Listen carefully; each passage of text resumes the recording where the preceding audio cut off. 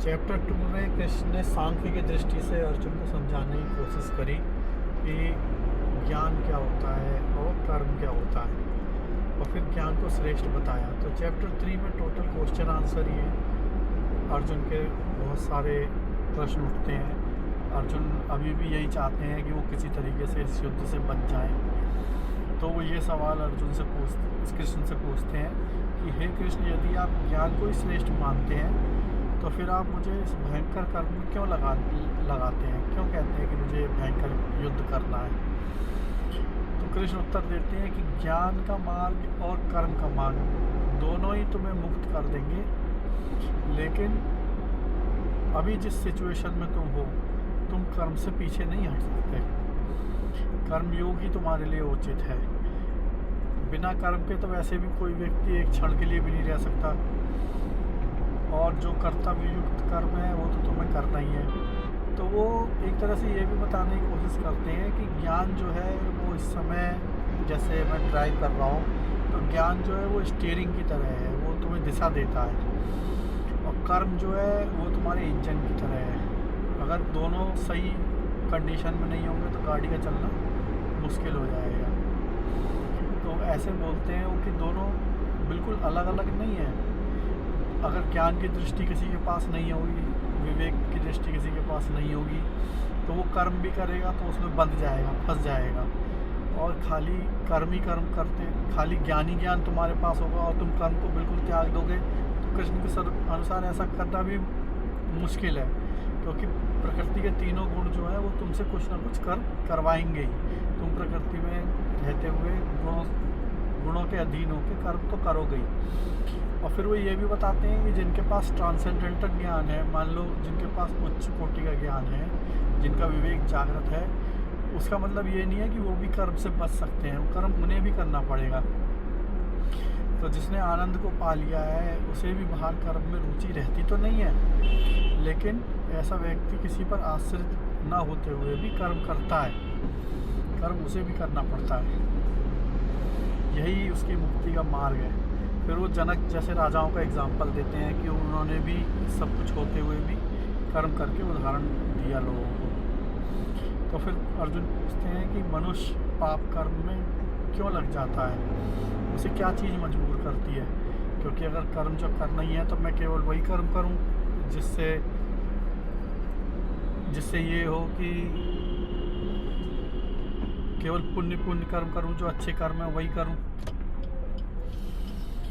तो फिर कृष्ण समझाते हैं उसे कि इसकी साइकिल कैसे चलती है। वो समझाते हैं कि जितना एक्सपोजर होता है आदमी के पास, अगर उसका मन अपने काबू में नहीं है तो उतनी ही उसके अंदर डिज़ायर्स भी डेवलप होती हैं, और फिर डिज़ायर्स पूरी नहीं होती तो क्रोध होता है, और डिज़ायर्स पूरी हो जाती हैं तो मोह के बंधन में बंध जाता है, और इन दोनों से ही बुद्धि का नाश होता है। तो बुद्धि का जब नाश हो जाता है तो फिर उससे रजोगुण उत्पन्न होता है डिज़ायर्स के बहुत ज़्यादा होने से, और उससे उत्पन्न होने वाला उसका आउटकम जो होता है बेसिकली वो बुद्धि को ढक देता है। तो उससे बचना चाहिए, वही पाप कर्म की ओर आदमी को ले जाता है। तो फिर कृष्ण से अर्जुन पूछते हैं कि सभी यदि कर्म प्रकृति के गुणों से होते हैं तो फिर मनुष्य को दोष देना भी ठीक नहीं है। मनुष्य को क्यों इसका दे रहे हो, कल्प्रिट बना रहे हो मनुष्य को, कि वो जब प्रकृति के गुणों से अधीन होकर काम कर रहा है तो फिर उसको दोष नहीं लगना चाहिए कोई भी। तो फिर कृष्ण उसको समझाते हैं कि असल में कर्म अहंकार भाव से करने पे ही पाप लगता है। वैसे आप कोई भी कर्म करिए तो प्रॉब्लम नहीं होती।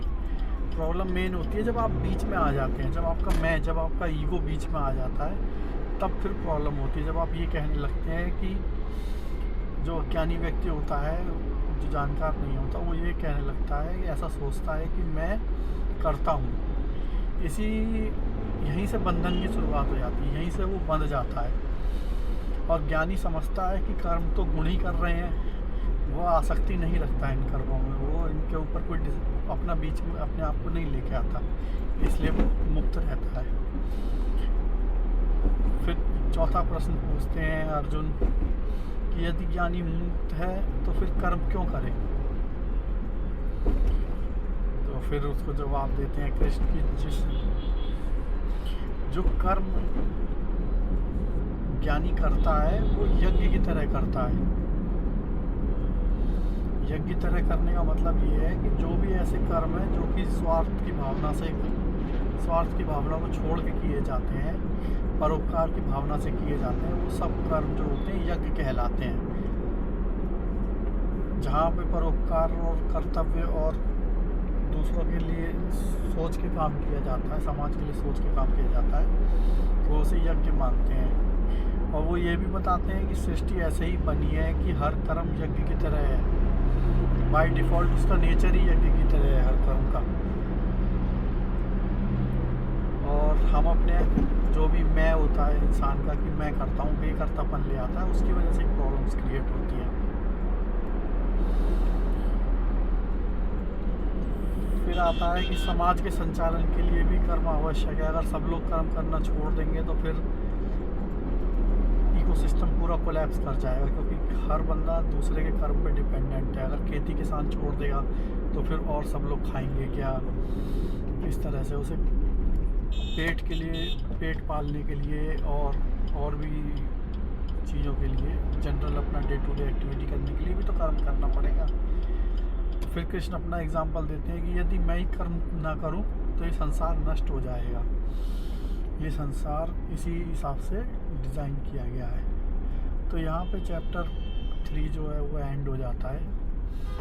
तो बेसिकली ये चैप्टर पूरा कृष्ण यही समझाते हैं कि कैसे कर्मयोग को साधा जाए, क्या उसकी डिटेल्स हैं जो क्वेश्चन अर्जुन पूछता है।